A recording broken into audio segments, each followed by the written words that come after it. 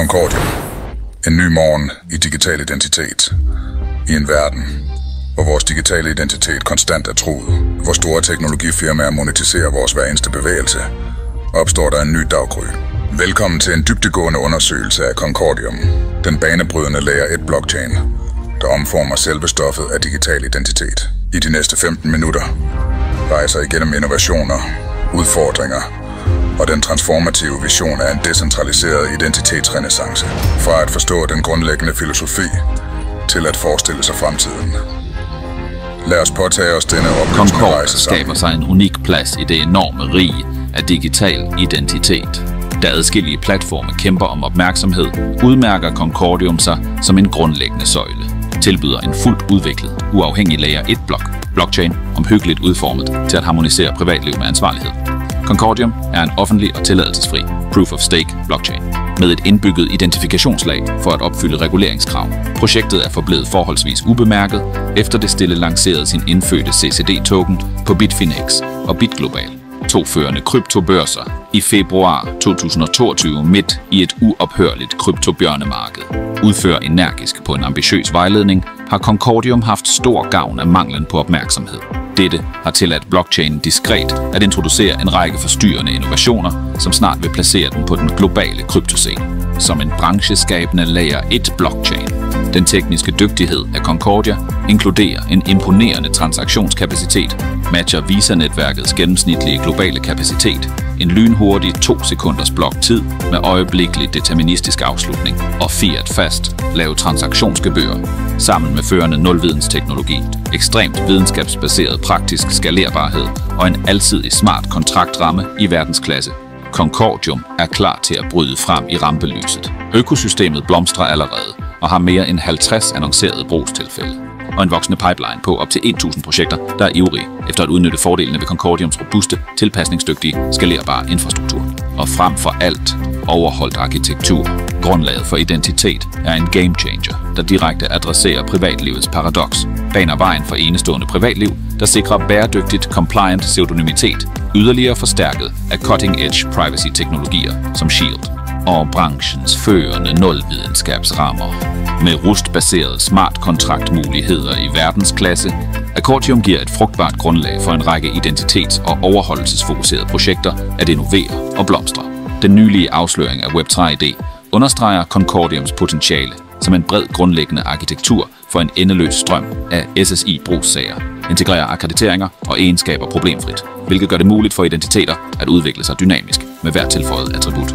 Denne alsidige og modulære ramme omdanner hver brugers identitet til en omfattende, bærbar digital profil, i stand til at indkapsle alt lige fra rudimentære personlige oplysninger til specialiserede legitimationsoplysninger. I hjertet af Concordiums filosofi ligger brugernes styrkelse.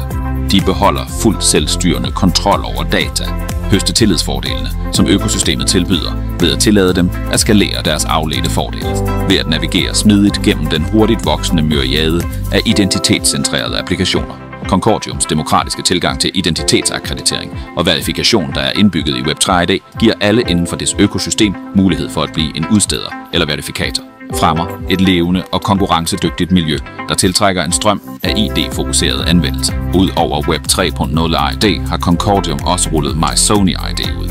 Et banebrydende socialt medieverifikations- og akkrediteringsværktøj, der integreres problemfrit med Chromium-baserede webbrowsere. Eliminering af behovet for at stole på centraliserede mellemmænd til at verificere legitimationsoplysninger eller attributter. Anvendelsesområder som Digital Social ID, der skaber bærbare kreditreputationskarakterer.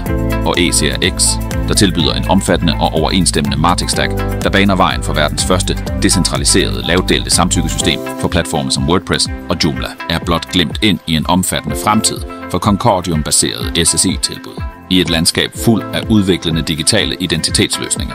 Concordiums grundlæggende tilgang positionerer den som fundamentet for alsidige Web3 SSI-applikationer. Dens forskel vil ikke blive proklameret gennem højttravende sprog, men demonstreret gennem uophørlig innovation, visionær forudseenhed og talent, tangible, muliggør og systemiske løsninger. Det bringer til udfordringerne i den digitale identitetsdomæne. Det digitale rige gennemgår en jordskælvsskift.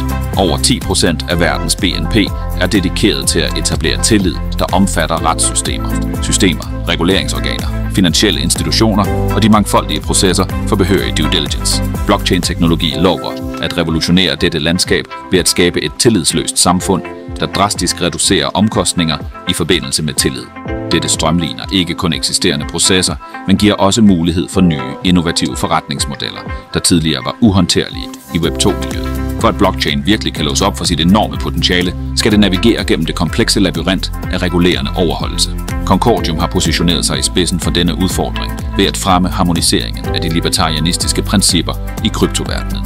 Verden med de skiftende krav fra regulerende organer. Concordium tackler udfordringerne ved at styrke privatlivet gennem en selvstændig off-chain ID, der er indlejret som en grundlæggende lag. Sikrer langsigtet bæredygtig pseudonymitet, der er i overensstemmelse med udviklende regler. Muliggør nye niveauer af privatliv gennem afskærmningsmekanismer, typisk forbundet med privatlivsmønter, men præsenteret i et overensstemmende format, der afbalancerer privatlivet med ansvarlighed. Adresserer tekniske udfordringer som skalerbarhed, smart kontraktprogrammering og energiforbrug. Betoner vigtigheden af afslutning, governance, opgraderbarhed og grundig projektverifikation. Introduktionen af Web3-ID viser Concordiums forudsenhed i at forudse udfordringerne med fragmenterede digitale identiteter. Når brugere interagerer med flere platforme, bliver deres digitale identitet spredt. Web3-ID tilbyder en forenet ramme, der giver brugerne mulighed for at integrere forskellige attributter og udvikle deres identitet sammenhængende. Endnu er det digitale rige ikke uden trusler. Desinformation og falske online personligheder underminerer tillid. Concordiums Mysomede imødegår direkte denne trussel ved at verificere og akkreditere sociale medieidentiteter. Concordiums tilgang handler ikke kun om at skabe løsninger. Det handler om at opbygge en grundlæggende platform, der gør det muligt for brugssager og fungerer synergistisk i et ID-aktiveret økosystem. Ved at forudse udfordringer og trusler, før de eskalerer, skiller Concordium sig ud som et systemtænkning et platform, der fungerer som et grundlag for kryptoindustrien. Det giver sektoren mulighed for at imødekomme behovene i digital identitet, samtidig med, at det baner vejen for en mere sikker, overholdelsesmæssig, troværdig og sikrere digital fremtid. I det dynamiske digitale landskab adskiller Concordium sig med en pionerende tilgang til digital identitet. Ved at kombinere avancerede kryptografiske teknikker med brugervenligt design, balancerer Concordium dygtigt interesserne for brugere, virksomheder og regulatorer. Det prioriterer både privatliv og bekvemmelighed og giver brugerne selvbestemmelse, samtidig med at sikre strømlinede processer. Med en stærk vægt på overholdelse er Concordium klar til at føre an i næste bølge af digitale identitetsløsninger. Dygtigt at bro mellem den decentraliserede ethos af blockchain med realverdens regulatoriske imperativer. Vejen til masseadoption inden for ethvert teknologisk domæne er brolagt med klar opfattet værdi for slutbrugeren.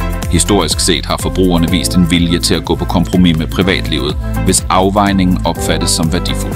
Den brede accept af Single Sign-On, SSO-løsninger af tech-giganter står som et vidnesbyrd. Disse platforme, mens de tilbyder uovertruffen bekvemmelighed, kommer ofte på bekostning af personlige data, som monetiseres i bytte for gratis tjenester. Budskabet er klart. For at brugere skal omfavne en teknologi, skal dens værdiforslag både være tydeligt og overbevisende. Imidlertid er balancen mellem bekvemmelighed og privatliv gradvist i gang med at tippe. Med en stigende opmærksomhed på datasikkerhed bliver forbrugerne mere kritiske og viser en vilje til at navigere i mere komplekse systemer, hvis fordelene ved privatlivet er klare og håndgribelige. Historiske paralleller giver indblik i kryptos nuværende fase. Tidlig personlig databehandling med dens MS-DOS-kommandolinjer var en verden for de teknikkyndige. Imidlertid demokratiserede fremkomsten af grafiske grænseflader som Windows-adgang.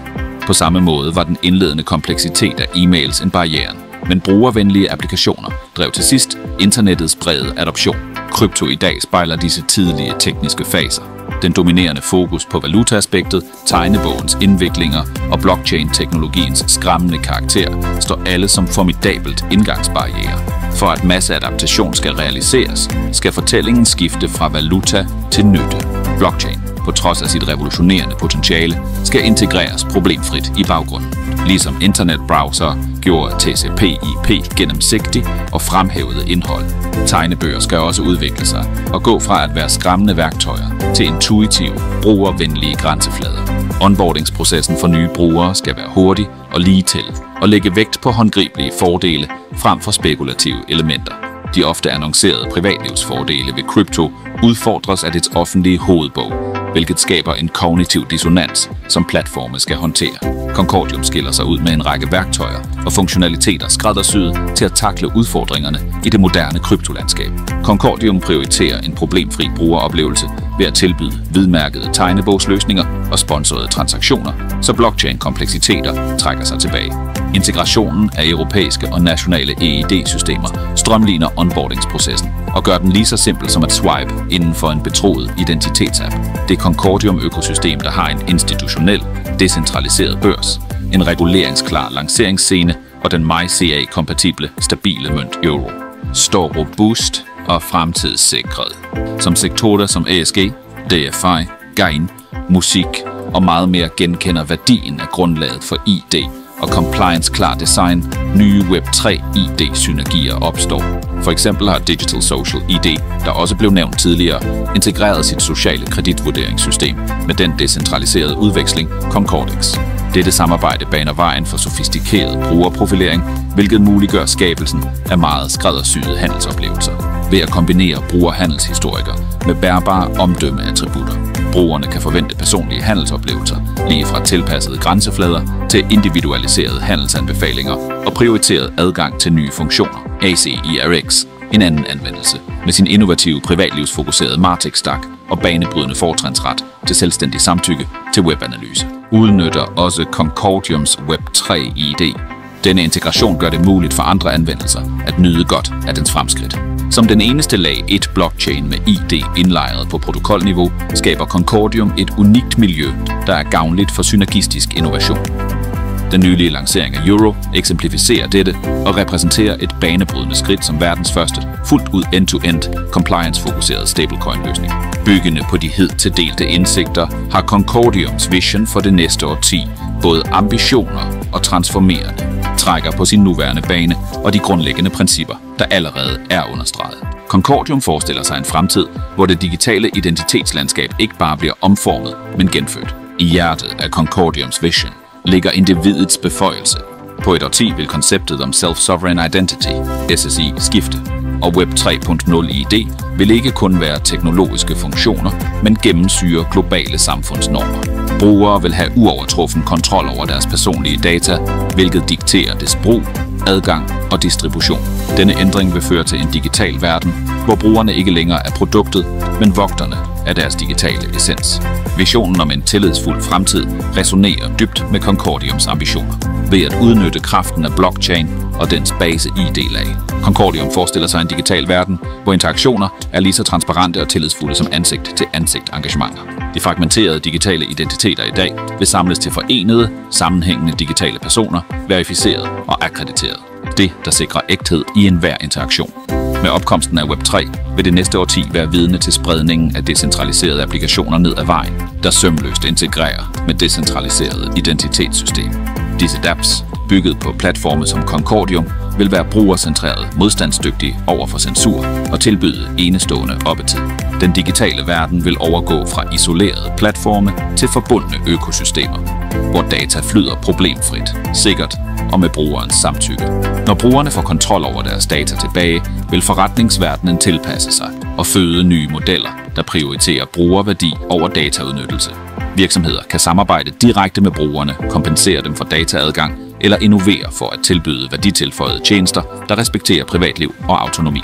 Concordiums vision strækker sig ud over teknologiske fremskridt til global standardisering. Når decentraliserede identitetssystemer vinder frem, kunne vi være vidne til opkomsten af globale standarder for digital identitet.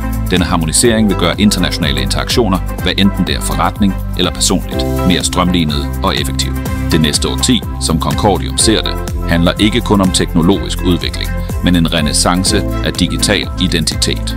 Ved at fremme brugers suverænitet, fremme tillid og pionere decentraliserede økosystemer, er Concordium ikke blot at forudse fremtiden, det er at forme den, da vi står på tærsklen til denne transformerende æra i den digitale verden.